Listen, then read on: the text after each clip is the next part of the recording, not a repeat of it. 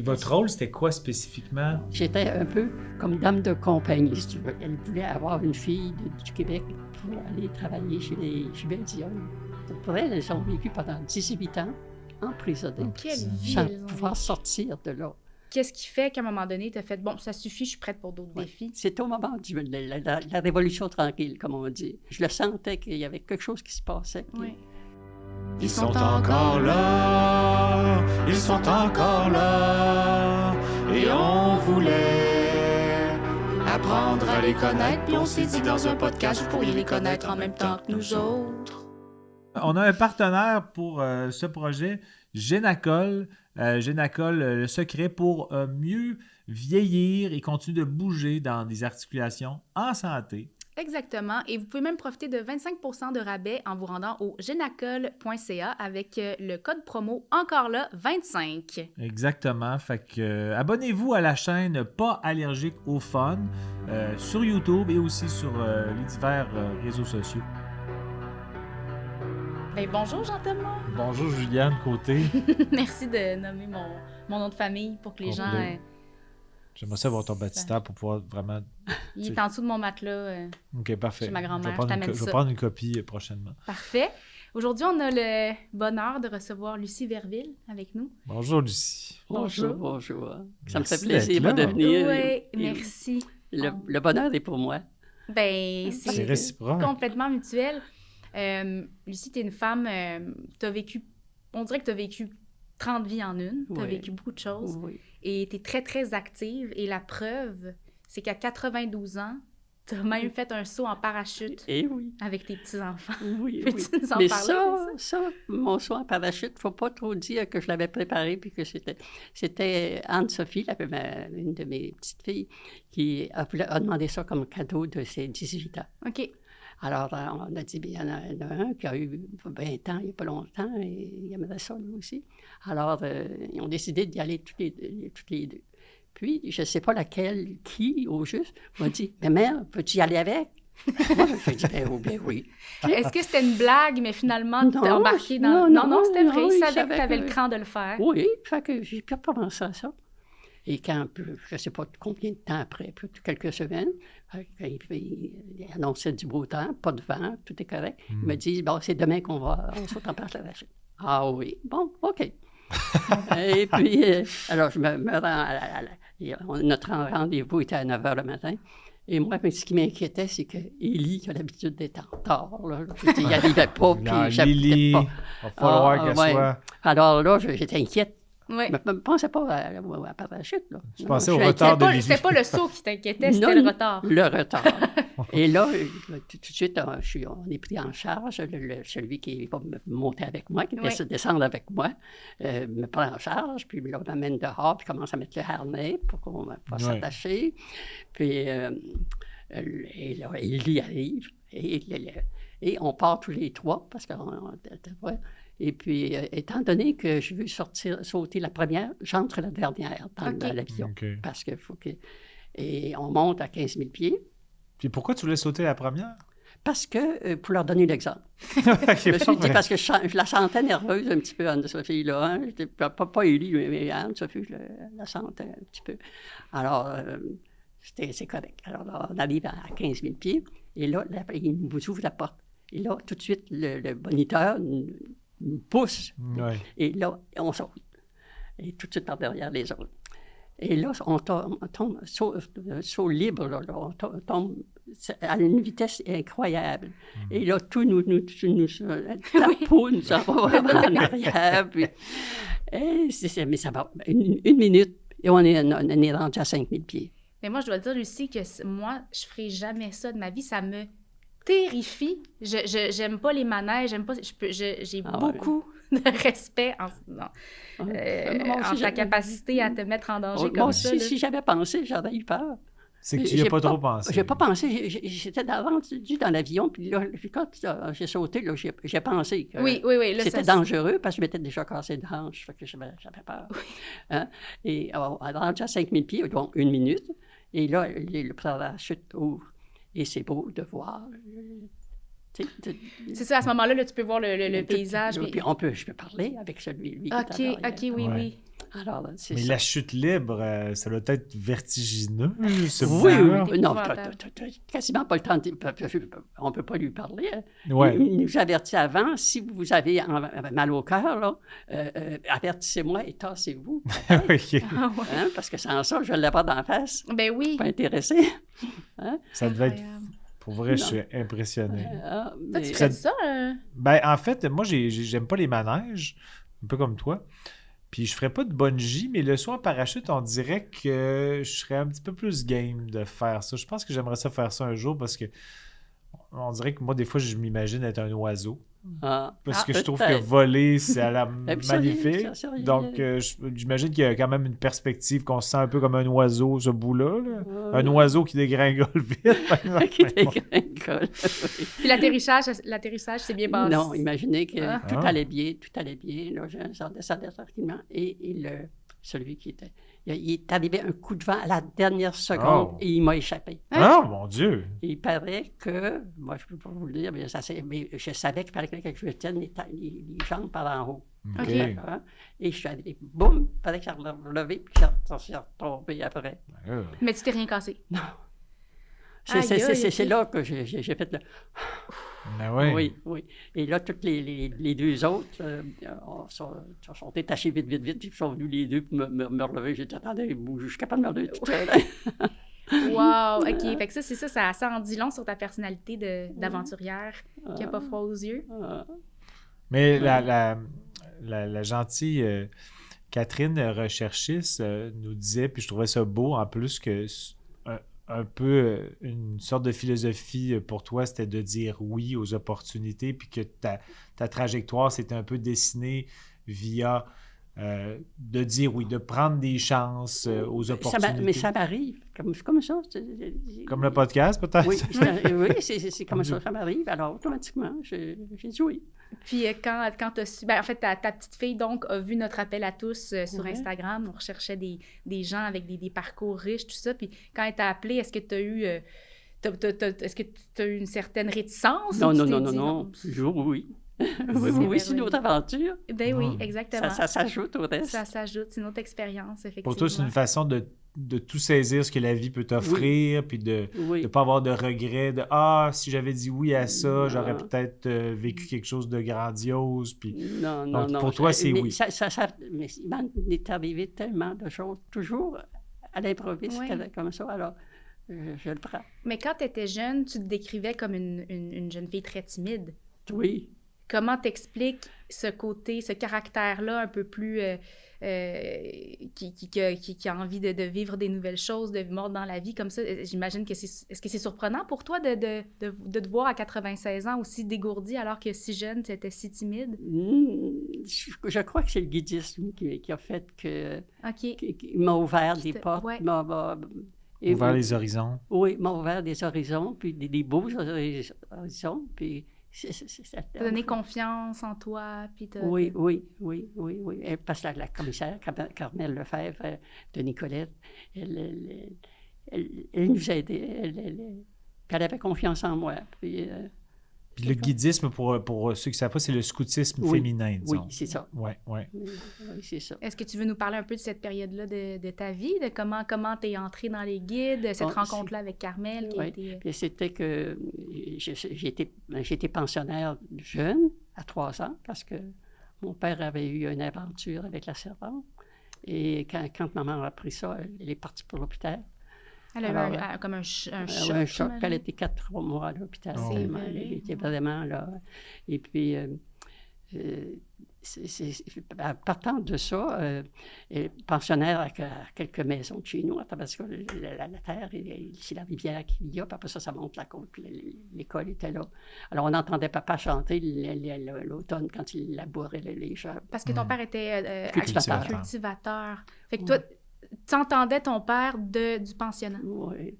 Mais tu ne pouvais pas aller le voir. On pouvait le voir à l'église le dimanche. Ouais. Est-ce que tu le voyais, des fois, travailler Non, parce que premièrement, on n'était pas tout le temps dans les fenêtres. Puis, c'est ça. Dans la cour de récréation, il y a des arbres. Mais tu l'entendais chanter. Oui. Est-ce que ça te faisait comme un... Qu'est-ce que ça te faisait comme sentiment? Oui.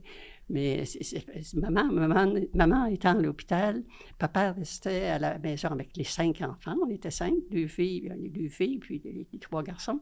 Et puis, avec les filles, il faut tout le temps les surveiller, parce qu'il y a des hommes engagés. Alors, c'est pour ça qu'il nous a mis pensionnaires.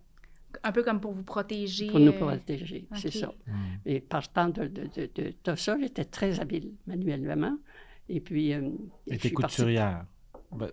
Ta maman était couturière? Maman était couturière. Oui. Et puis, c'est ça, c'est que je suis partie pour Nicolette. Le curé avait suggéré à maman de m'envoyer, moi, à Nicolette. Alors, à Nicolette, c'est l'école, ça s'appelait dans ce temps-là, l'école ménagère. L'école ménagère. J'apprenais à devenir une bonne ménagère. Puis c'était un peu les seules choses qu'on pouvait choisir, parce que moi, c'était architecte que j'aurais voulu. Mais c'était impossible. En 1945, de devenir architecte, ça ne se faisait pas. Les options pour les femmes, il n'y en avait pas beaucoup. Il n'y en avait pas beaucoup. Mais à Nicolette, c'était une autre communauté. C'était les dates de congrégation à Tabasco, les sœurs d'Assomption à Nicolette. Et c'est comme ça. Puis, bonjour, la commissaire des guides est venue demander à la supérieure de l'école pour voir si ça serait... S'il y en avait des filles qui aimaient ça d'entrer chez les guides. Alors, je commençais par m'informer qu'est-ce que c'était que les guides. Je dis, moi, j'aime ça. J'ai dit oui. Et je suis entrée, on était à peu près 6 ou 7, peut-être 8, peut-être. Et on allait à nos réunions 1 fois par semaine. Puis ça consistait en quoi exactement, être guide? Qu'est-ce que vous appreniez? On apprenait à être sociable, faire une BA tous les jours, de rendre service. Et ça m'a aidé. À te déployer. À me déployer. Puis moi, j'ai souvent entendu dire, toute notre vie dépend de quelques oui et de quelques non qu'on a dit avant 20 ans. Et moi, c'est en plein ça que c'est arrivé. C'est cette phrase-là. C'est tellement beau et vrai. Tu as pu voir dans l'application concrète que d'avoir dit oui à des opportunités qui t'intéressaient. Évidemment, j'imagine que des fois, tu choisissais des noms si ça ne t'interpellait pas du tout. Évidemment, pour faire des choix. C'est certain. Et c'est comme ça. Puis là j'ai oublié la première question. Mais là, en fait, la première question, c'est super intéressant parce que c'est le fun de faire des détours aussi parce que ta vie est tellement riche. Mais je me demandais si tu pouvais nous parler vraiment des guides de Carmel, de cette époque-là de ta vie qui a été très transformatrice. Oui. Fait que pendant les guides, qu'est-ce que tu as vécu là-bas? J'aimais beaucoup faire des camps. Alors, quand j'ai commencé à enseigner, j'avais 18 ans, que je suis sortie de l'école. Je suis allée, premièrement, enseigner à Louisville. OK. Louisville, c'était une aventure, aller là, à Louisville, parce qu'il n'y avait pas de pont à Trois-Rivières. Donc, il fallait aller se rendre à Saint-Angèle, prendre le bateau, traverser, reprendre l'autobus pour Montréal, puis descendre. Alors, on n'allait pas chez nous, tu vois. Non, c'est ça. Une fois que tu étais là-bas, c'était plus difficile Oui. Et puis après ça, avec les guides, c'est ça, je suis allée faire des camps tous les étés. Et Carmel Lefebvre, elle était directrice d'une compagnie d'autobus parce qu'à la place d'un petit garçon qui avait hérité de cette compagnie-là, il avait 5 ans. Alors, c'était elle qui s'occupait complètement de la compagnie d'autobus. Elle avait organisé un camp guide, c'est-à-dire faire le tour de la Gaspésie. OK. Oui. Et c'est ça qui est arrivé aussi, c'est que j'ai fait participer au camp. Alors, quand on couchait dans les écoles où les pensionnaires n'étaient pas là l'été. Alors, on couchait on a couché à Kamouraska, parce qu'on était couchés à Saint-Anne-des-Monts. Et là, c'est là que les sœurs nous ont bien reçus. C'était une communauté française qui était évoluée. Et quand on est le soir, on a fait une veillée guide, des chantés, des sketchs et tout. Et le lendemain, bien, on repartait. Et moi, j'étais déjà rendu dans l'autobus. Puis, comme Carmel Lefebvre était avec la supérieure pour lui dire merci, bonjour. Et à un moment donné, la supérieure a demandé, auriez-vous quelqu'un, une fille qui viendrait travailler dans notre école? J'ai dit, oh Lucie va venir. Alors, elle m'a fait demander. Alors, je suis sortie de l'autobus, puis je suis allée. Elle m'a demandé, est-ce que vous aimeriez ça, venir enseigner ici? Puis j'ai dit, ça dépend de quel prix vous m'offrez. Hein? Puis elle a dit 1 000 $. À Louisville, je gagnais 600 $ pour l'année. Fait que c'était 1000. 1 000 $, j'ai une grosse augmentation. Ben oui. Et après ça, j'ai dit, est-ce que je vais avoir une chambre? Elle a dit oui. Puis j'ai dit, à Louisville, je couchais dans une classe sur un lit pliant avec un tout petit matelas. Oui, un tout petit matelas, puis un petit garde-robe pour mettre mes vêtements. Alors, c'est évidemment, je changeais de stade. Ben oui. Et c'est comme ça que je suis allée enseigner. Mais l'entretemps, j'étais allée une fois, avant, ça donne genre, avant ça, j'étais... Carmel Lefebvre encore, sa tante était supérieure des jumelles Dionne à l'école, la pouponnière qui avait été transformée en école. Oui. Et elle voulait avoir une fille du Québec pour aller travailler chez les jumelles Dionne. Et Carmel a dit, Lucie va y aller. Lucie, elle va dire oui à ça. Elle va dire oui. Alors, je suis partie en train pour Corbeil, en Ontario. Et j'avais pris une couchette parce que c'était le soir, parce que c'était tellement loin. Fait que je dis, au moins, je vais dormir en allant. Mais chaque fois que j'ouvrais les rideaux, c'était tout du bois. Du bois. Et quand on arrivait à Corbeil, quand le train a arrêté, il y avait, je sais pas, très, très peu de maisons, puis la gare. Et puis, il y avait un taxi à la porte de la gare. Alors, je prends le taxi, et puis je dis que je m'en vais chez les jumelles Dionne. Parce qu'ils sont connus dans le monde entier. Ben oui, alors, j'ai pas besoin de... Parce qu'à ce moment-là, il était déjà très, très médiatisé. Dans le sens là, il était rendu chez elle, alors ça sortait moins, c'était moins... Alors, j'arrive vers 3-4 000 de Corbeil. J'arrive, et là, c'est une clôture avec de la barbelée dessus, là. Ah ouais? Je fais tout le tour du terrain. Et c'est impressionnant. Et de voir la pouponnière qui a été tournée en école. Hein? Et on vient nous ouvrir la barrière.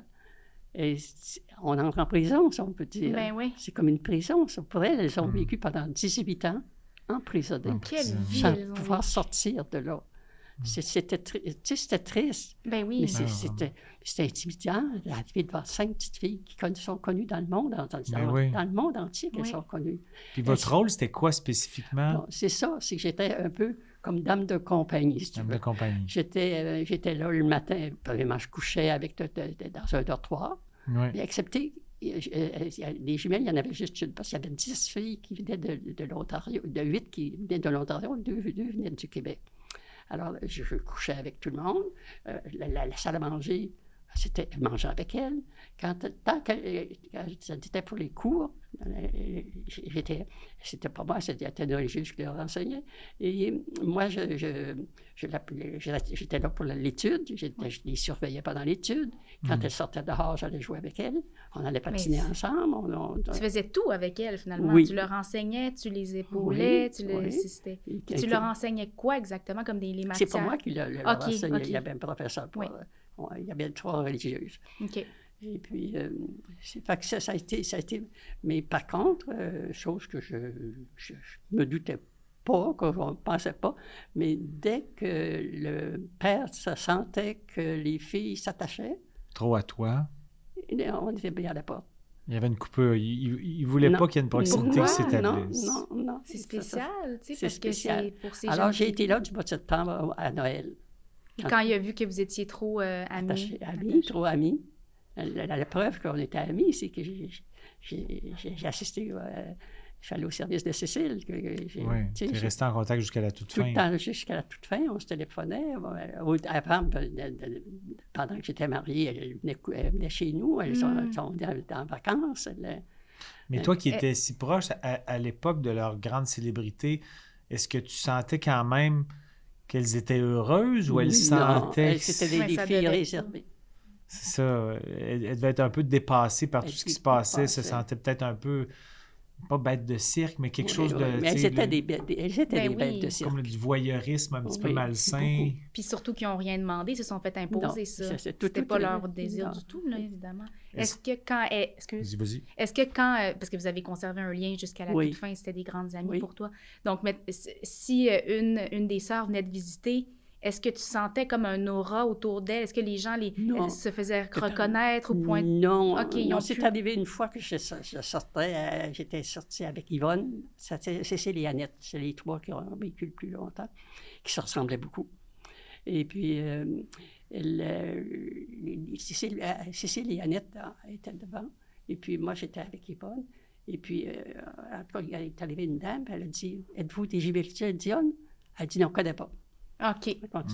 Elle ne voulait pas. Non, elle ne voulait pas ça. J'imagine que ça a été beaucoup de souffrance pour elle, puis elle n'avait pas envie de perpétuer. C'était pas leur choix du tout. Là, donc, non.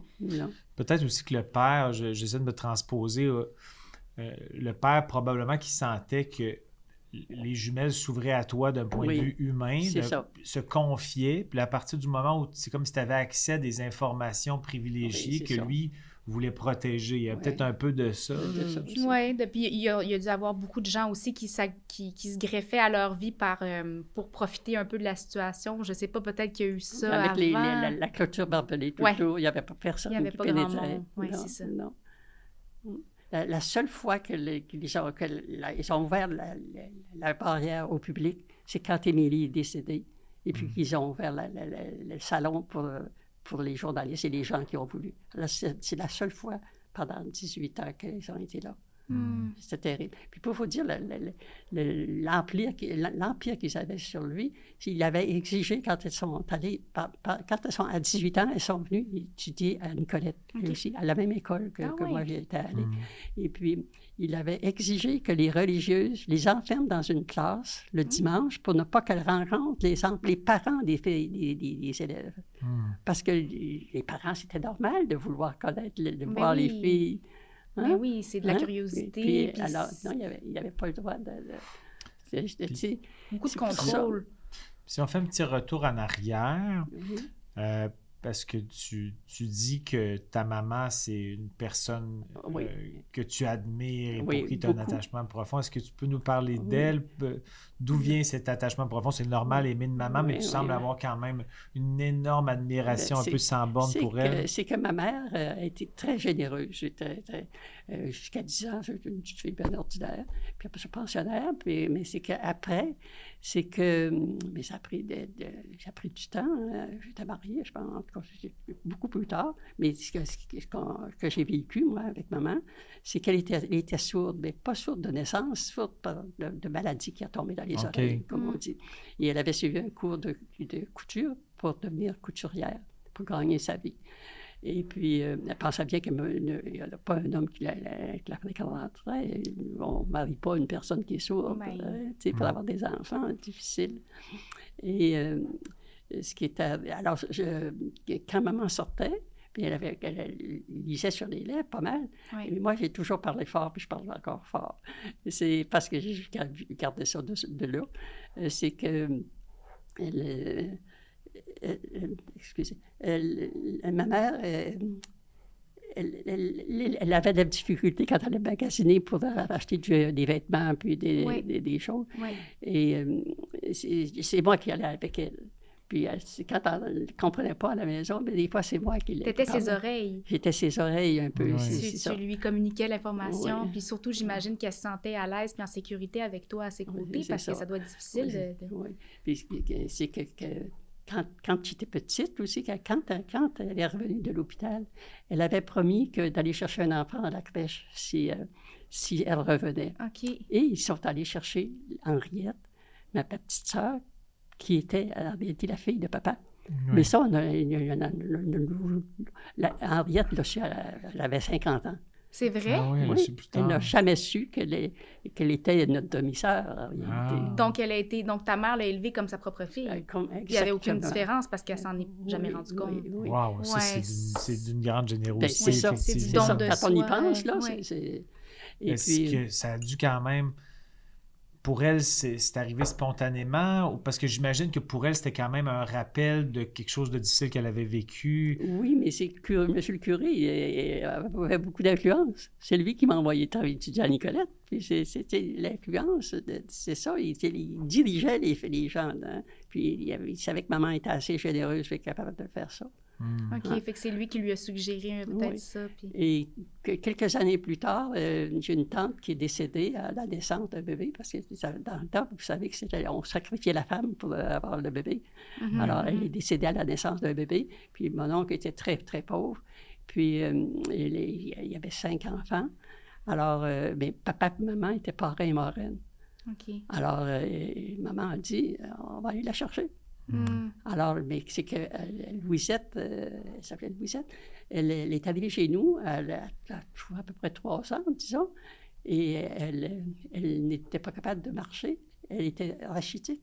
Elle était très parce qu'elle était très frêle. Malnutrition, ou j'imagine? Malnutrition, puis elle avait le genou, un genou droit qui était tourné sur le côté. Et puis, cette jambe-là était plus courte que l'autre. Alors, maman, elle avait été malade beaucoup, elle n'avait pas une grosse santé, mais ce qu'elle faisait, c'est qu'elle mettait une couverte par terre, puis avec Louisette couchée dessus, puis elle tirait la jambe, puis tournait la jambe, puis là, comme cultivateur, tu ne manques jamais de nourriture. Tu as du lait, tu as des œufs, tu as de la viande. Elle n'a jamais manqué de nourriture. Alors, elle a mangé. À sa faim. À sa faim. Et elle a grandi à ce moment-là. Puis Henriette, à son âge, ça joue par terre, ça retourne. Elle la tournait pas. Faisait perdre. Et au bout de 6 mois, elle marchait avec les autres. Wow. Fait que c'est pour ça que c'est difficile de ne pas admirer ça. Bien, c'est un don de soi incroyable. C'est juste de l'amour, en fait. C'était beaucoup d'amour. Là. Est-ce que vous étiez très près, frères et sœurs? Avec mon frère Jean, oui, mais avec ma sœur, c'était la chicane. La chicane.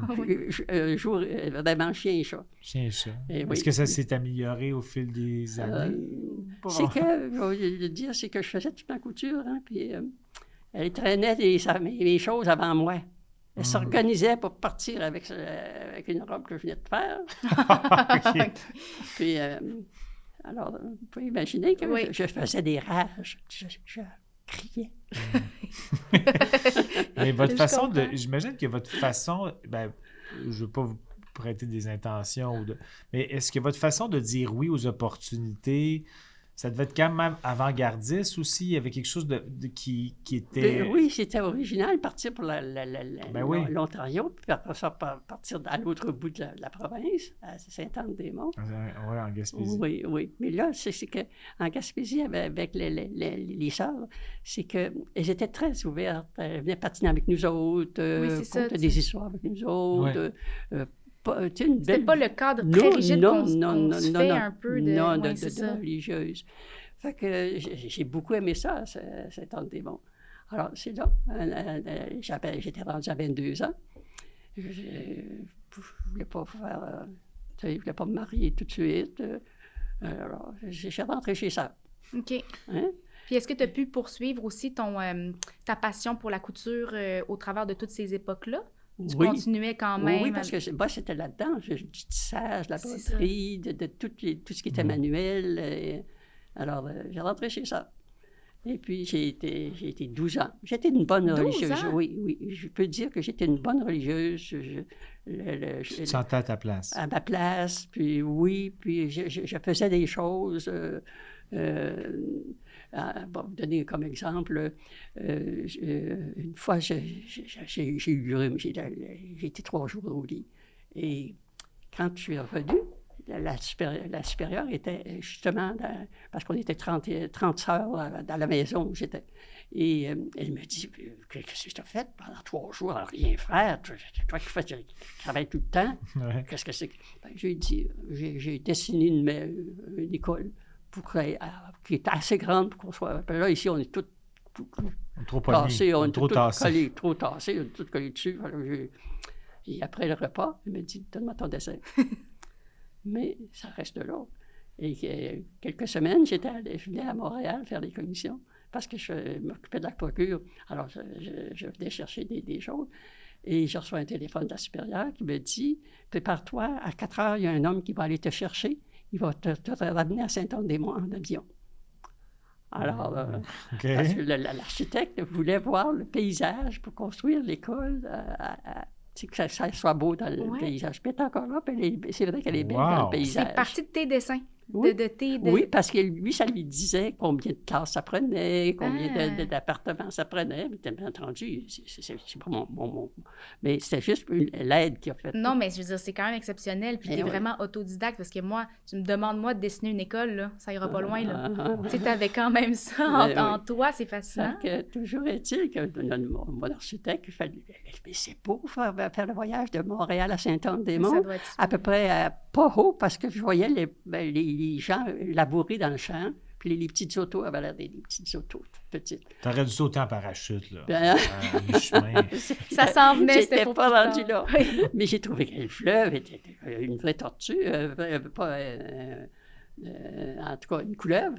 Tu sais, ça bouge. Moi, je pensais que c'était droit. Tu sais, Mais est-ce que tu as eu le crédit que tu méritais pour ce dessin-là qui a fini par aboutir dans le sens... parce ils n'ont pas essayé de prendre le crédit à ta place? Non, parce que quand il est revenu avec les plans, alors, les plans, c'était vrai que c'était beau, c'était les plans. Puis quand on arrive à la chapelle, il avait fait des murs de chaque côté, mais avec des blocs de ciment, un peu comme les chevauchés avaient des trous. Hein. Oui. Alors, la supérieure regardait ça, puis c'est beau. J'ai dit non, moi, j'accepte pas ça. J'étais quelqu'un pour arriver à dire à la supérieure, on n'accepte pas ça. J'ai dit, moi, je me vois pas avec un escabeau monter pour aller pousseter, là. Il dit, madame, il dit, ma soeur, il dit, pour voir si on n'a pas besoin des poussetés. Ben oui, mais je dis, au moins une fois par année. Puis je dis, c'est pas moi qui va monter pour les poussetés. Puis je regarde la supérieure, elle me dit, tu n'es pas toi non plus qui va monter, je sais. Alors, il était bien fâché. Il dit, je vais vous donner un aspirateur. Je dis, je ne veux pas d'aspirateur, je ne veux pas les pousseter. Alors, il a été obligé de recommencer. Et c'est vrai que ça a été beau après, parce qu'il avait fait un beau mur en céramique. C'était Jordi Bonnet qui l'avait dessiné, qui l'avait fait faire. Puis après ça, il y avait un beau Christ qui était sculpté par les Bourgoux de Saint-Anne. Fait que ça avait été quelque chose de beau. Fait que tu as pu imposer certaines modifications après. Oui, c'est ça. Ils ont respecté ça quand même. Ben, il fallait... Mais parce que toi, tu le vivais. C'est toi qui... Tu sais, c'est vous, la communauté, qui viviez dans cet espace-là. Fait que c'est bien beau faire des plans, mais le côté pratique, ça, c'était pas... J'osais. Alors, c'était comme ça. Puis, quand la bénédiction, si on peut dire, l'ouverture, c'est M.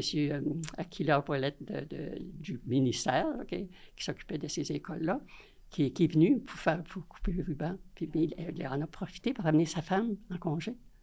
Alors, en congé, c'est moi qui m'occupais de sa femme. Alors, les autres sœurs s'occupaient du monsieur, puis des choses.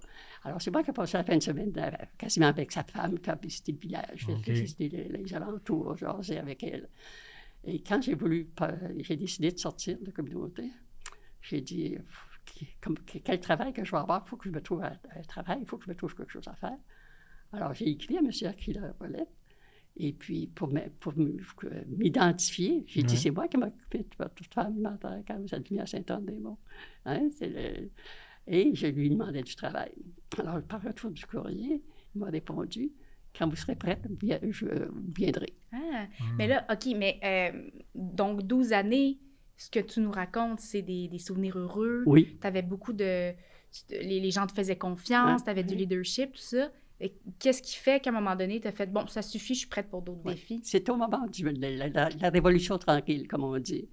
On sait que j'avais la joie, les écoles, c'était pas plus des petites écoles de campagne, il y avait des polyvalentes. Il fallait que tout changeait.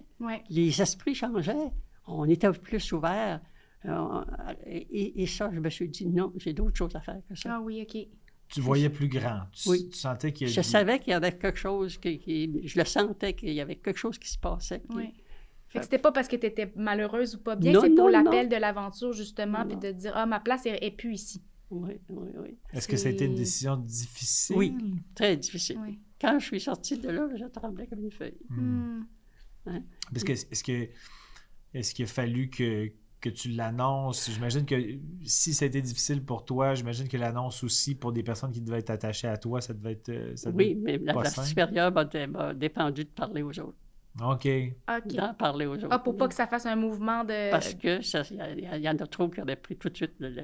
Un effet domino qui pourrait embarquer. Puis peut-être aussi en connaissant ta vivacité d'esprit puis ton aplomb, elle se disait, tu sais, ils vont vouloir faire comme toi. Ils vont c'est ça. Ils vont se dire, oui, elle a raison, tu sais. C'est ça. Ça s'est arrivé par après. Si l'on su, j'étais sortie. Oui, c'est inévitablement, mais est-ce que toi, ça t'a fait... de la peine, tu aurais aimé ça, pouvoir parler à oui, sa... C'est oui, comme... j'en ai eu besoin. Mais oui. J'avais eu besoin de le dire. Fait que de Saint-Anne-des-Monts, elle m'avait envoyé à Polygame. Puis à Polygame, en attendant, soi-disant, l'autorisation du pape. Okay. Parce que j'avais fait mes vœux perpétuels. Oui. Alors, il fallait que je sois... On appelait ça l'esclostration. Enlever ce chat. Et je me suis permis à Brigham de téléphoner à mon amie de Louisville, Lisette Arcand, qui était...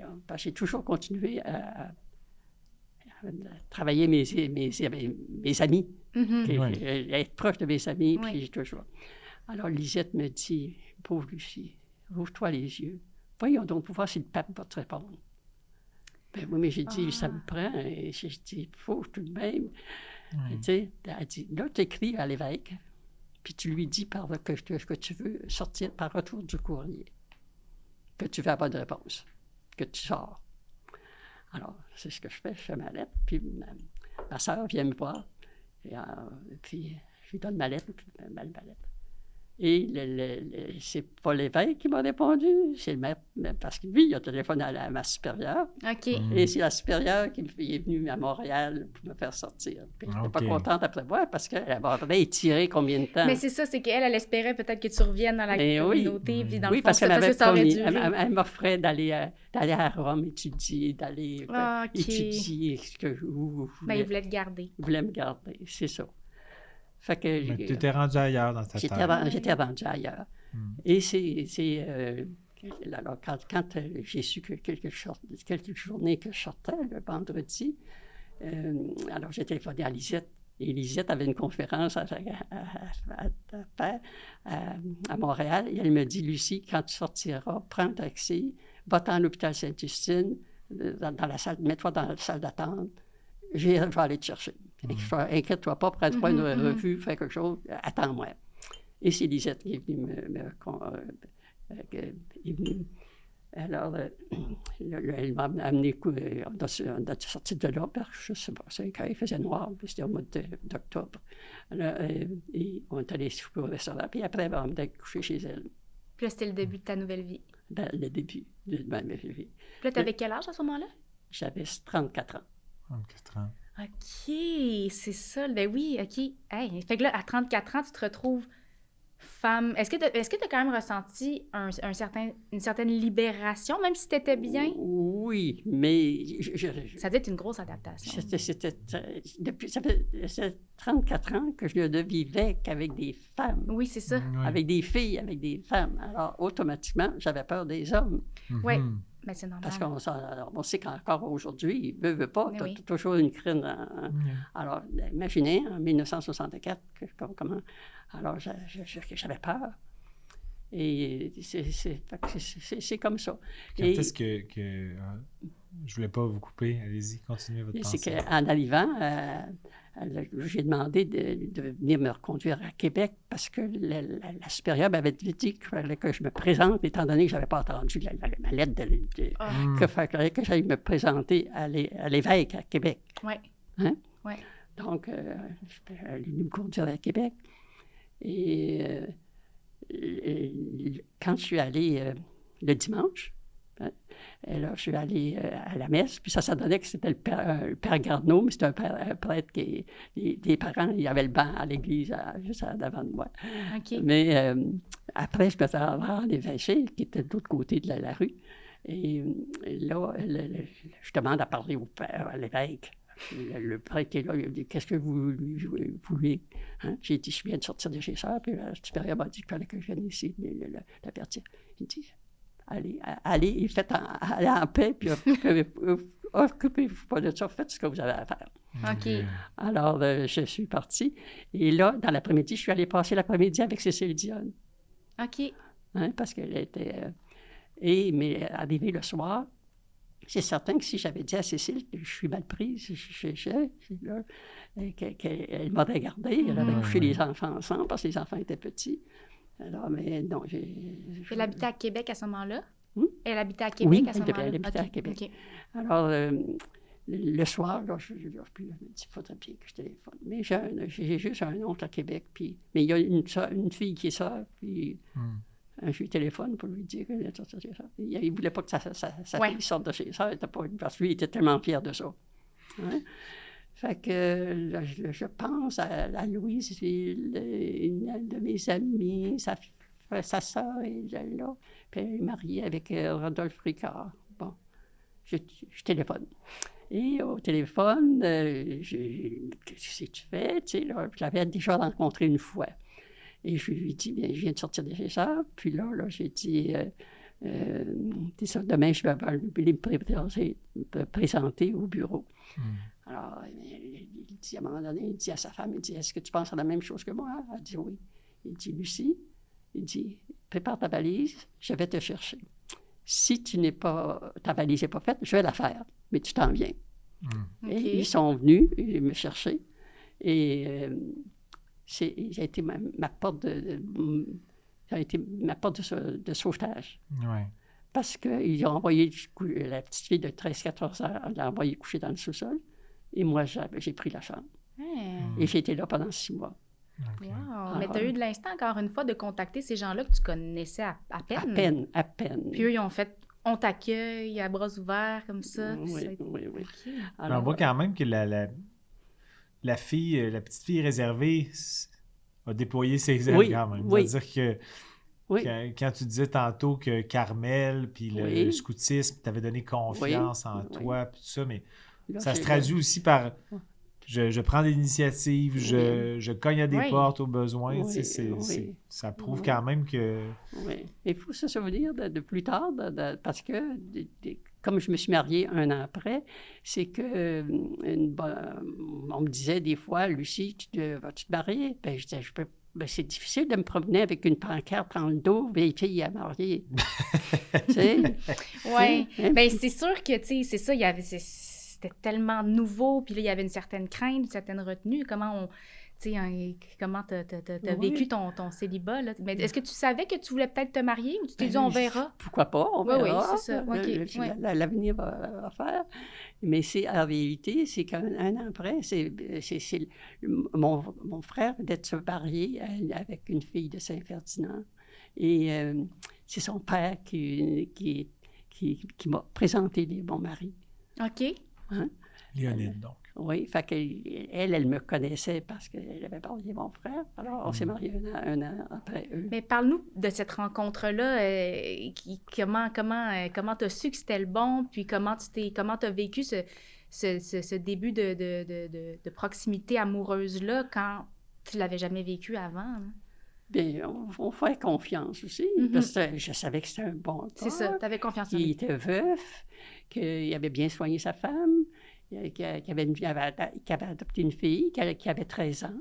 OK. Et que, tu sais, puis... Des belles valeurs. Et puis, oui, il était très gêné, mais très gêné. C'est un défaut peut-être, mais est-ce qu'il peut parler? Est-ce qu'il peut... oui, tu sais, non, mais c'est vrai. Oui, tu ne voulais pas non plus qu'il soit 100% refermé sur lui. Non. Alors, c'est comme ça. C'est avec lui que tu as bâti ta famille? Oui. Puis tu as eu combien d'enfants? J'ai eu 2 garçons. 2 garçons avec lui? 2 garçons. Deux garçons. Et Jasmin et Yves. Yves le plus vieux, puis Jasmin. Et puis, c'est ça. C'est que, à un moment donné, quand je suis arrivée après mon voyage de noces, tu sais, je me disais, qu'est-ce que c'est que je fais, là? Moi, j'ai laissé mon travail dès que j'étais enceinte. Et puis, j'ai une petite maison à m'occuper. Mais après, alors j'ai décidé de prendre ma carte de référence, mon diplôme, et d'aller m'offrir à la commission scolaire pour donner des cours du soir aux adultes. OK.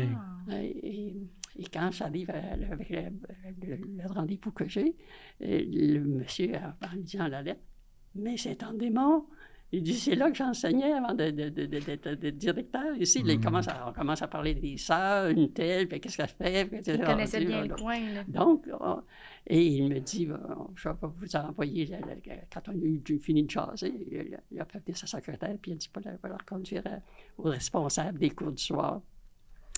Et il me dit, viens organiser le cours, puis il dit, vous me direz quel soir, puis tout ça. Hein. Fait que moi, à Saint-Ferdinand, c'est un petit village, pas bien connu, mais il y a un gros hôpital, un hôpital de malades mentaux, mais à part de ça, alors je vais trouver le curé, c'est le curé qui donne.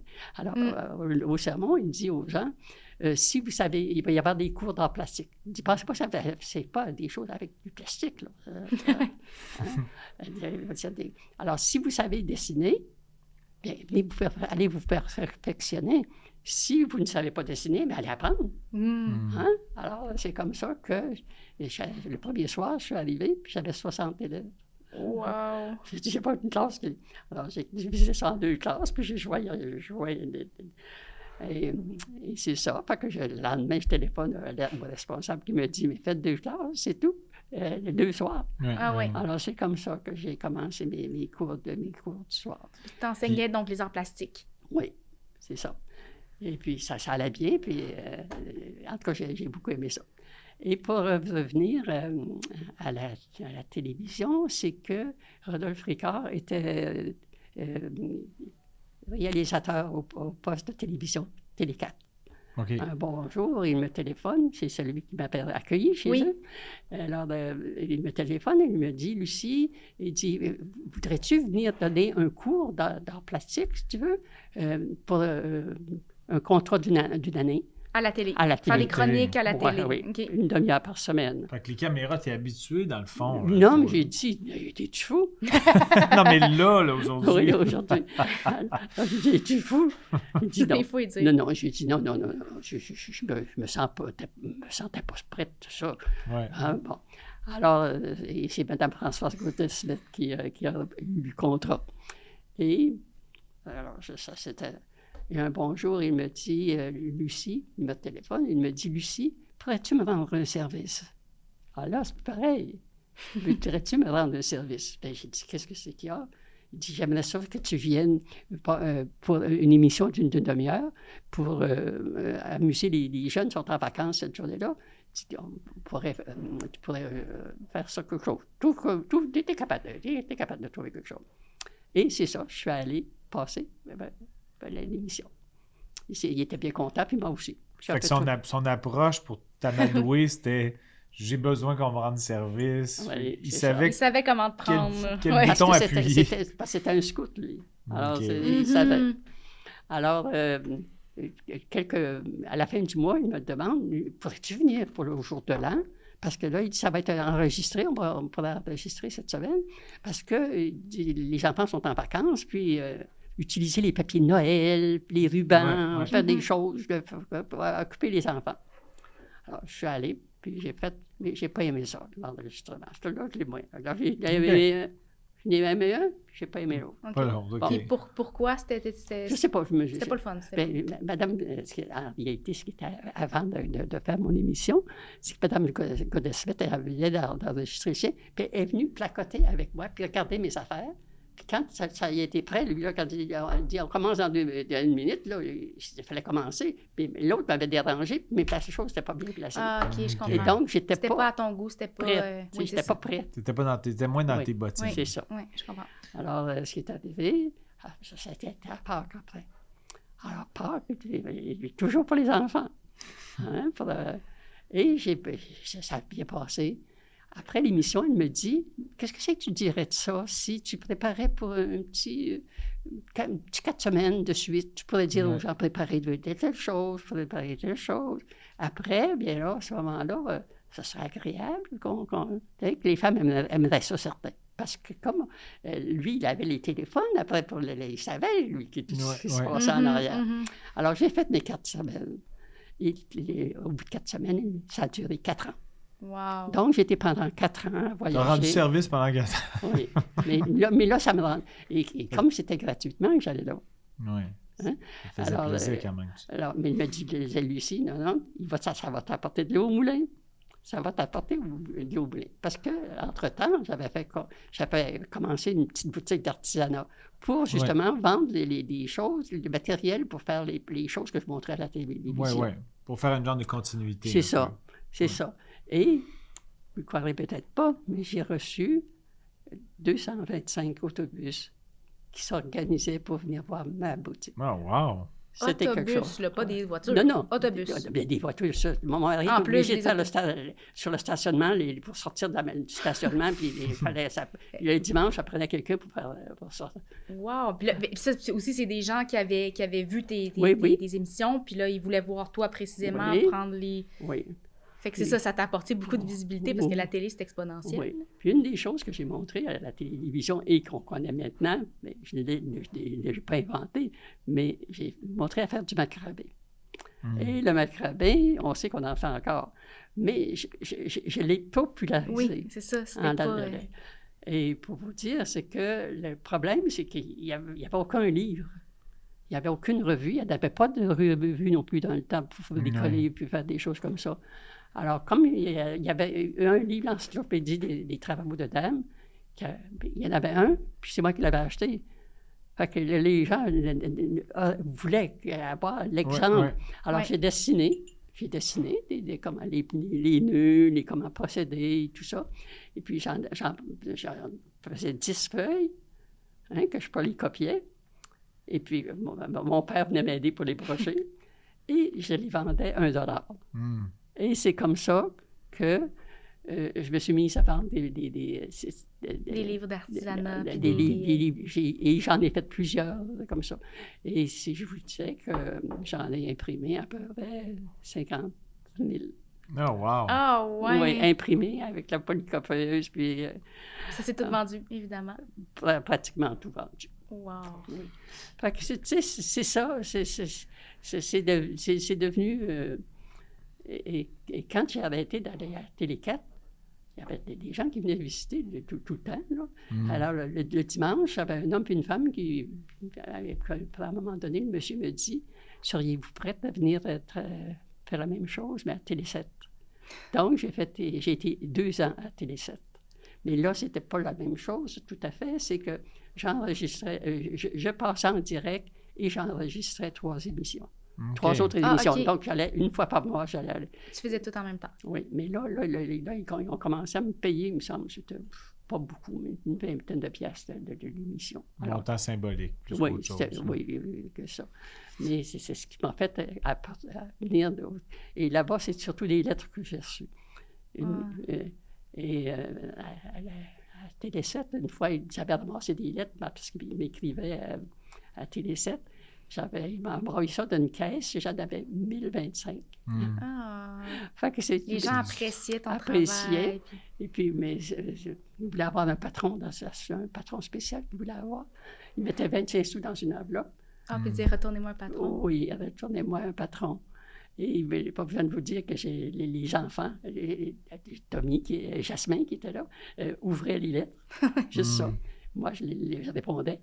Tout un petit mot à chacun. Personnalisé. Et puis après ça, il fallait coller les timbres. Alors, c'était en famille qu'on faisait ça. Ah, c'est ça, c'est devenu comme un mouvement de famille. Oui. Tu n'aurais pas pu lire, mais tu n'aurais pas pu ouvrir et répondre à 1000 lettres tout seul. Alors, je travaillais comme une folle. Avec 2 enfants. Oui, puis je donnais des cours du soir. Ça n'a jamais arrêté, en plus de tout ça? Non. Puis j'étais invitée pour le samedi, il fallait aller faire des démonstrations dans différents endroits. T'as pas chômé. Mais j'aimais ça. Mais je travaillais jusqu'à temps de voir des étoiles.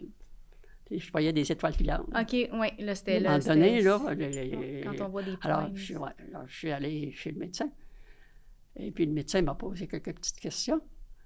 Et puis, il m'a dit, « Madame, vous allez travailler 8 heures par jour, comme tout le monde. Oui.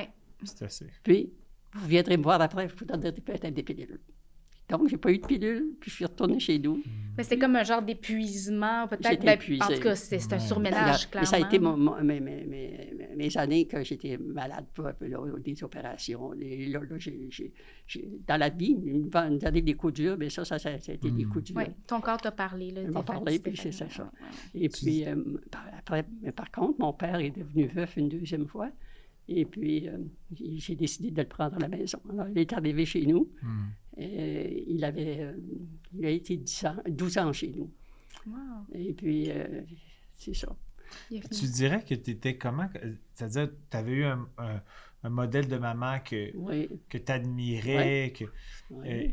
Est-ce que tu dirais que toi, comme maman, tu as emmagasiné un peu des choses que tu avais observées de ta mère? Tu décrirais comment comme maman? Sans s'en rendre compte. Mes enfants pourraient plus vous le dire, mes petits-enfants aussi. Ouais. J'étais une mère permissive. J'ai pas eu besoin d'aller les reconduire à l'école, même s'il fallait traverser une grande rue. Tu leur faisais confiance. Je leur faisais confiance. Puis, tu voulais que tes enfants aient une liberté que toi-même, tu t'es octroyée au fil de ta vie en saisissant des opportunités. Donc, tu voulais pas qu'ils se sentent castrés, ou c'est pas le bon terme. Parce que mes petits, ils venaient m'aider quand j'avais les démonstrations. Quand j'avais des démonstrations le samedi, bien, ils venaient avec moi. Et puis, parce que j'étais trop fatiguée pour conduire, donc mon mari conduisait. Puis pendant ma démonstration, bien, il amenait les enfants au restaurant. Ils étaient bien contents. Ça leur faisait une sortie. Ben oui. Puis, mais avant, ils avaient distribué, placé les chaises, mettons, dans la salle, dire bonjour aux gens quand ils arrivaient. Tu sais, ils participaient, il était impliqué dans le travail. Puis ton mari aussi, j'imagine qu'il t'a beaucoup encouragé parce que... Bien oui, je pouvais sortir le soir pour donner mes cours parce que mon mari était là, à la maison. C'est ça. Et puis, au moment donné, j'ai même vu que, comme je faisais, à un moment d'une année, je faisais 500 000 par semaine pour donner juste mes cours du soir. Mais j'étais tellement fatiguée que, que je prenais quelqu'un pour conduire. Ma tante me revenait, je peux pas me reposer un petit peu dans l'auto. Puis, malheureusement, quand Léonide est décédé, j'imagine que ça a été des moments éprouvants. Oui, aussi, mais de notre côté, quand quelqu'un est très, très malade, là, puis qu'il souffre beaucoup. Une délivrance un peu. On est contente. On les voit en paix. Oui, le rappel de leur douleur est moins présent. Parce que les soignés à la maison, les décédés à la maison. Puis les copains que j'ai eus après, aussi, il y en a 2 qui sont décédés à la maison. Je les ai soignés, les 2. Mais ça, c'est tellement une mort digne. Ça, c'est... Oui. Puis est-ce que tu dirais... Bon, là, tu parles de 3 relations, là. Est-ce que tu te décrirais comme chanceuse en amour? Est-ce que tu es contente Oui, parce que chacun m'a apporté beaucoup. Différemment, peut-être avec différentes personnalités. Le deuxième, bien oui, il m'a montré à tenir le marteau. OK. Puis j'allais faire des réparations ensemble, puis j'étais contente, puis j'apprenais à faire des choses. Toujours cette soif-là de toujours apprendre, de toujours relever des défis, ça, tu l'as encore aujourd'hui, là, clairement. Oui. C'est un moteur dans ta vie. Là. Oui. Puis comment ton quotidien t'occupe? Parce que tu es une femme visiblement très, très vive d'esprit, qui aime être dans l'action. Là, dans la quotidienneté, ça se traduit comment? Qu'est-ce qui te... Jusqu'à la pandémie, je faisais du bénévolat. Oui. Ça, c'était important. Alors, quand tu fais du bénévolat, tu manques de temps. Oui. Puis tu es occupé, puis ça change. Dans quel domaine ton bénévolat spécifiquement? Disons, quand j'ai commencé à faire du bénévolat, c'est quand j'ai déménagé à Victoriaville. J'ai commencé par faire de l'écoute. J'avais vu Jeannette Bertrand faire de l'écoute, expliquer comment ça se passait. Là. Alors, j'avais une fois par semaine, j'allais pour 4 heures d'écoute. Ça, de l'écoute, c'est écouter des gens... des gens qui téléphonent. Oui, c'est ça. Donc, OK, donc tenir compagnie, parler, pour sociabiliser des gens qui sont peut-être un peu... C'est ça, ou qui ont des problèmes, ou je suis certaine, une fois, d'avoir évité un accident certain, peut-être un décès, parce que la femme, j'ai fini à 10 heures, puis ça a continué, j'ai dû continuer, puis... un service de support moral. Oui, parce que je pense que j'avais fini à 1h du matin. Puis quand je l'ai laissé, là, je sentais qu'elle était nulle. Parce qu'elle voulait prendre une auto puis s'en aller chercher des cigarettes. Parce qu'elle faisait plusieurs années qu'elle ne plus bien, elle avait par-dessus la tête. Puis, alors, je suis certaine d'avoir évité un accident. Oui, c'est ça.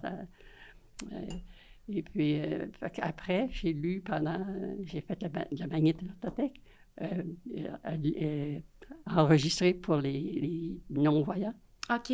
Alors, je faisais, entre autres, la revue Le Bel Âge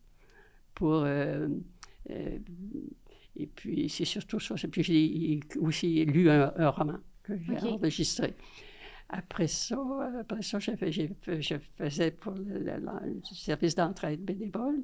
Je faisais du bricolage, si on peut dire, pour décorer quand il y avait des fêtes, puis quand il y avait des différentes choses. Alors, j'ai travaillé... Ça a toujours été très orienté sur l'humain et sur l'art. Oui. Tout ce qui t'a... Oui. T'apprends à faire des choses nouvelles. Toujours. Puis aussi, pendant la pandémie, t'as fait... Oui. Veux-tu nous en parler de ce que tu as fait pendant la pandémie? Pendant la pandémie par rapport des confections de masques, tu en as fait beaucoup, oui, j'en ai fait 2000. Oui, c'est ça, 2020. 2000 masques, oui. Wow. Oui, c'était important, ça, pour moi, puis je les donnais. Alors, je cherchais à qui je pouvais bien donner. On en avait tellement besoin que... Oui, et puis à Noël, il y a les boîtes pour les pauvres, j'en avais fait 400 cette fois-là, attachées deux par deux avec une petite truc. Et j'en avais donné 400 comme ça. Alors, Puis bon, tu sais, on l'a dit, tu as 96 ans. J'aimerais savoir, est-ce que tu te sens ton âge? C'est quoi ton rapport avec l'âge? Est-ce que tu es sereine par rapport à l'âge que tu as? Je suis sereine, oui, mais on ne le sent pas qu'on a 96 quand on bouge. L'important, c'est de ne pas arrêter. Oui. Mais se tourner les pouces, je ne sais pas comment. Hein? Je suis une excessive. Fait que, quand mon mari est décédé, mon magasin était fermé, mon père était décédé aussi. Alors, je me suis mise à faire des beaux anges en vitrail. Hein, j'en ai fait 57 et j'en ai donné 56. Ma grand-mère faisait des vitraux aussi, puis c'est vraiment une discipline qui est incroyable. Bien, premièrement, c'est de toute beauté, mais ça prend beaucoup de temps, beaucoup de précision, puis il y a beaucoup d'étapes aussi, là. C'est pas, tu sais, juste couper le verre. Non. C'est ça, j'ai la chance. Toujours trouver des nouveaux défis, puis des... Est-ce que quand tu penses à ta vie, à tous tes accomplissements, à tout ce que tu as, tout le chemin parcouru, qu'est-ce qui te rend le plus fier? Disons, je suis chanceuse d'avoir fait beaucoup de choses. Oui. Chanceuse. Fait que quand j'y pense... tu es reconnaissante de tout ça. Oui, je suis chanceuse de tout ce que j'ai rencontré, de tout ce que j'ai fait. Puis Mais c'est vrai que c'est comme si tu avais été mise au bon moment.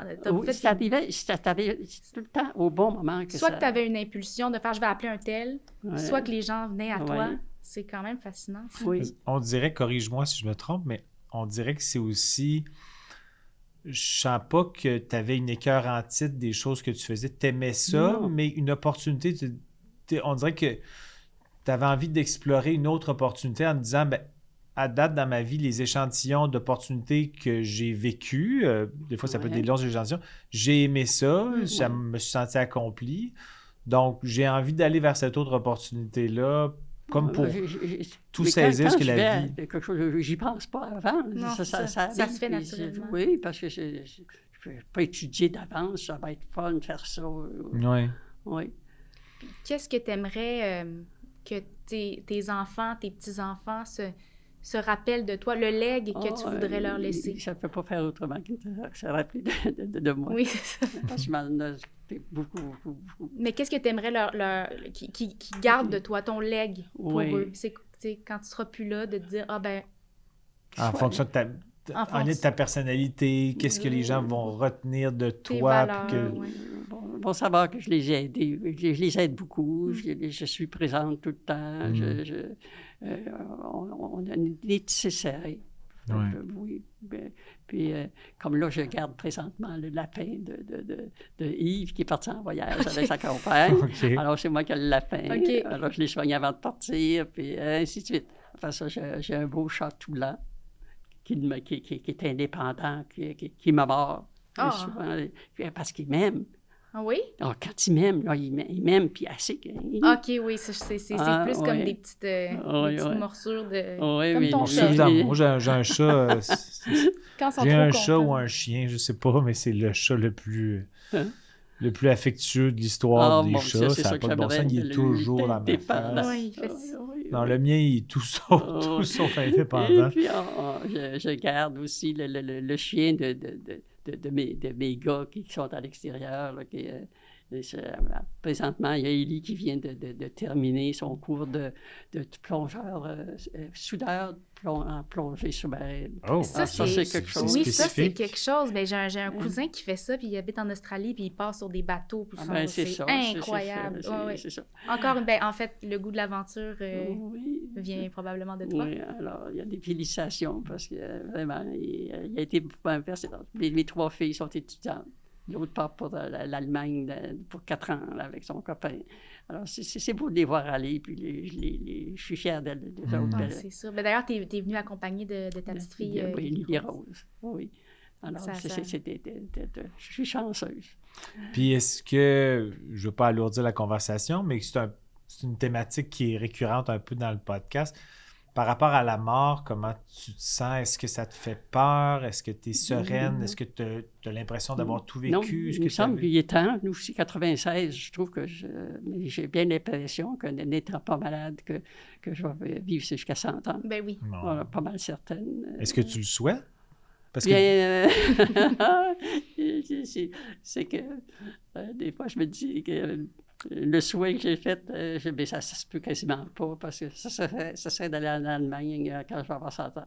Ah, ben c'est complètement possible. Oui, mais ça ne sera pas facile d'avoir des assurances pour l'avion. Je pense que ça sera en tout cas. Mais ce serait un rêve que tu aurais. Puis pourquoi l'Allemagne? Pourquoi pas? Mais parce que ma fille, ma petite fille va être là. Pour aller voir ta petite fille. Je comprends, pour aller la retrouver puis voyager en Oui, c'est ça. Puis est-ce que c'est quelque chose à laquelle tu penses au quotidien, la mort? Tu ne penses pas à ça? Pour toi, c'est une nouvelle journée?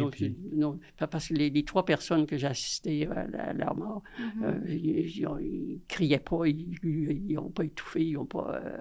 c'était dans la douceur, puis en plus, chez eux. Oui, à la maison. C'est un privilège de pouvoir partir. Oui, de faire la même chose. Maintenant, peut-être qui m'étonne, des fois, on entend beaucoup les gens je n'irais pas rester chez mes enfants. Hein? Mais c'est un privilège. Parce que moi, je suis jamais seule. Hein? C'est vrai que j'ai la maison pour aussi, parce que la maison est grande, et Jasmin a son salon avec il écoute sa télévision, puis moi, j'ai mon salon, j'ai alors, tu sais, moi, je trouve que c'est une richesse totale. Puis ma grand-mère habite à Québec, puis si elle habite encore dans sa maison, puis si j'étais à Québec, c'est sûr que j'habiterais avec elle. Pour moi, c'est juste... Parce que, tu sais, il y a tout le temps quelque chose qui se passe. Ben oui. Il y a tout le temps quelque chose qui se passe. Oui. C'est des moments précieux.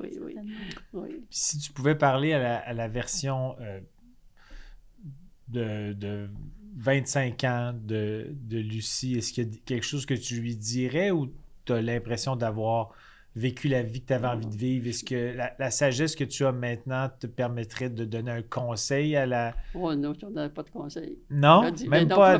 Profiter de la vie. Profiter, oui. Mais même pour toi, dans le sens que, en posant la question, je me dis, bon, j'ai tellement l'impression qu'elle a saisi les opportunités qui l'intéressaient, puis qu'elle s'est accomplie dans chaque tranche de vie, parce qu'on dirait que c'est comme des tranches, on dirait que c'est comme Juliane disait au début, comme plusieurs vies dans une vie qui sont quand même... Tu as été chanceuse. Elle a été chanceuse, oui. Oui, puis je souhaite la même chance à ceux qui aiment ça, ceux qui veulent.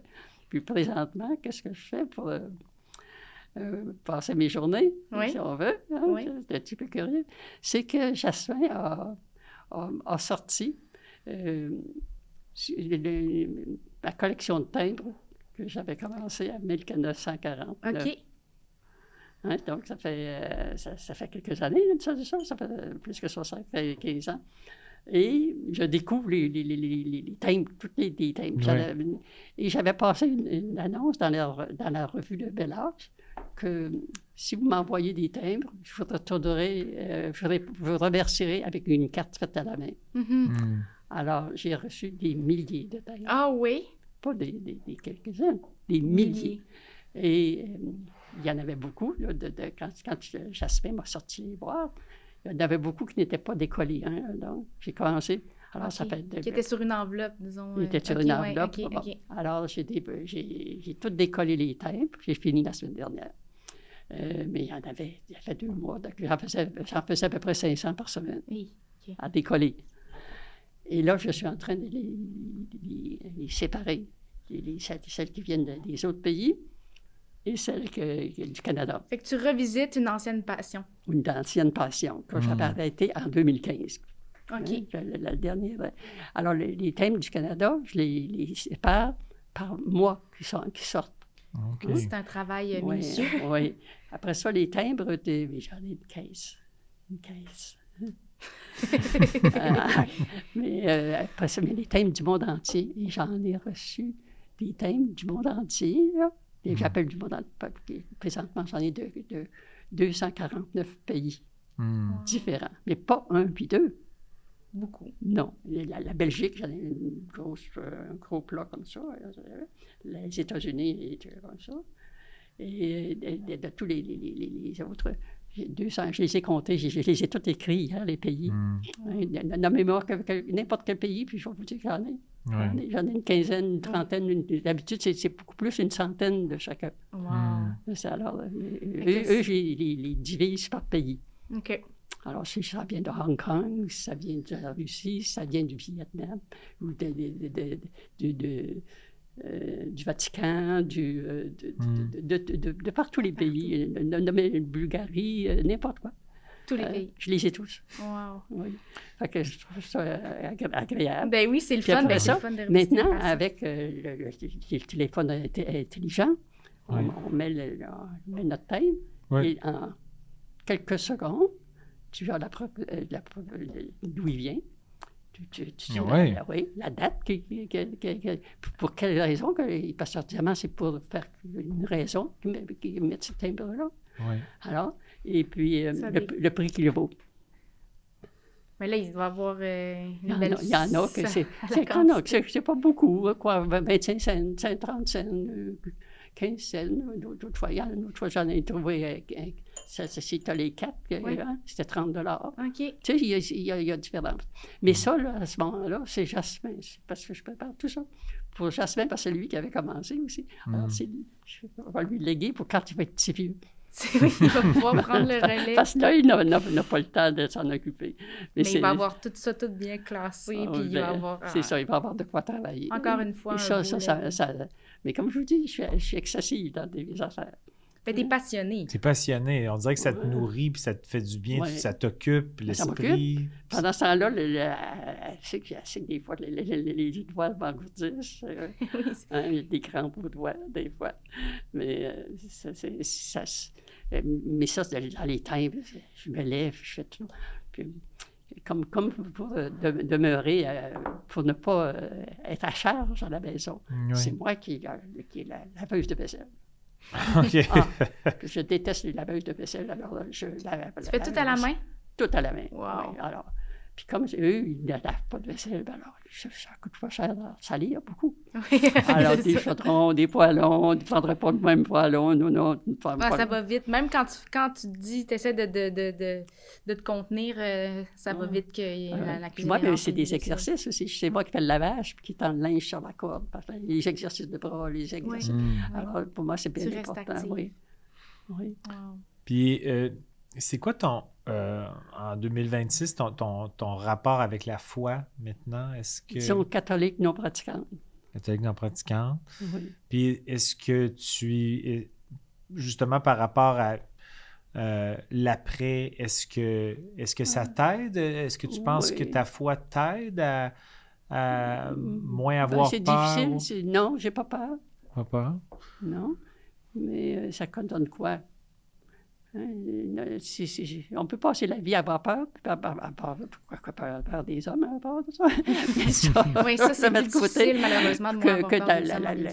Que de vivre avec du positisme, qui vivent heureux, c'est tellement plus agréable. Oui. Oui. Puis je vois grandir mes grands-enfants, là, puis mes deux gars, mais je leur fais confiance qu'ils sont capables de se débrouiller. Mais les jeunes, je pense que leur vie va être très difficile à côté de nous autres. Parce que nous autres, tout était à faire. Et si je regarde, il y a 95 ans, il y avait des avions, oui, mais c'était des bateaux, oui, mais... il n'y avait pas de radio, à peine. La télévision, moi, j'étais rendu chez les sœurs quand la télévision a sorti. Alors, puis les gens cherchaient à connaître davantage. Les gens voulaient... alors, si on part de ça, de la télévision, c'est ça qui a ouvert des portes aussi. C'est vrai, tout à fait. Puis 67 a ouvert des portes sur le monde. Hein? C'est sur le monde. Oui. Ça, et c'est ça, on évolue. C'est pour ça que je ne suis pas bien bas dans l'ordinateur. Vous avez d'autres forces, C'est pas nécessaire. Tout ce que vous avez inculqué à votre famille, tout ce que vous avez vécu. Puis c'est pas ça, quand j'ai besoin d'aide, j'ai conduit l'auto jusqu'à 14 ans, mais c'est moi-même qui est allé porter mon permis, puis... ça suffit. Ça suffit.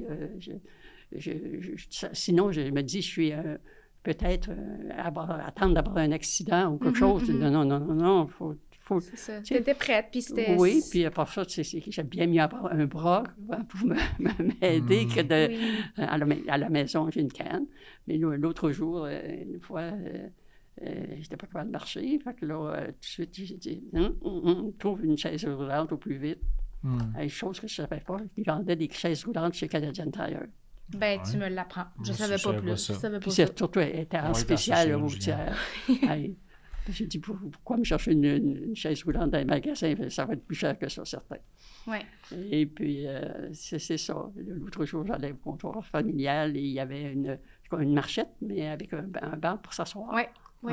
Qui est en spécial, qui sont en train, ils donnent des choses quasiment. C'était 20 $. Je dis, 20 $, achète la marchette comme ça. Le jour, j'en aurais besoin, dans un coin. Là. Ça, de ne pas avoir besoin aussi d'aller chercher l'aide, puis d'être conscient que j'en ai besoin, je le prends, puis ça ne fait pas mourir, puis c'est pas... Puis, faut s'aider. Puis, hormis peut-être un voyage en Allemagne à 100 ans, est-ce qu'on peut vous souhaiter autre chose en terminant? Parce que l'entretien tire à sa fin, mais est-ce qu'on peut vous souhaiter autre chose? Qu'est-ce que vous aimeriez que vous gardez en secret, peut-être? Non, là, j'ai plus de secret. Ils savaient beaucoup, là. On a fait un bon survol de ton parcours. Oui, bon, moi, je suis très contente de vous avoir rencontré, puis de vous connaître, puis c'est beau ce que vous faites, puis je suis certaine qu'il va y avoir encore beaucoup de gens qui vont venir. Mais on aimerait ça qu'ils soient tous aussi éloquents et bienveillants que toi. Ça a été vraiment une merveilleuse rencontre. Merci infiniment, Lucie, d'être venue nous voir. Merci du partage. Puis vous êtes inspirante. Puis il faut juste remercier un commanditaire parce que sans le commanditaire, nous ne serions pas ici. On ne serait pas là à se parler. Donc, Génacol, pour mieux vieillir et continuer à bouger dans des articulations en santé. Merci beaucoup, Génacol. Puis en plus, en allant sur génacol.ca, via un code promo extraordinaire qui est Génacol25. Vous pouvez bénéficier de 25% de rabais. Je pense que c'est encore là 25. Ah! C'est parce que là, j'avais pas la feuille devant moi. Moi, je suis bonne avec les médias et tout ça. Moi, c'est encore là 25. C'est encore là 25, mais je voulais voir si tu étais alerte. Moi, je m'en souvenais, si tu t'en souvenais, parce que c'est vraiment encore là 25. C'est ça. C'était un test que tu me faisais. C'était un test pour voir si tu étais Ou peut-être que Juliane, elle veut faire des bloopers pour que ça se ramasse sur le web. Ah, c'est un blooper exceptionnel. Elle s'est trompée dans la galerie. Oui, les gens vont être crampés parce que c'est drôle. Ça va se taper sur les cuisses, ces gens-là. Mais bref, donc, merci infiniment encore une fois, Lucie, pour l'entretien. Puis on vous souhaite 100 ans et un beau voyage en Allemagne. Oui, vraiment. Merci beaucoup.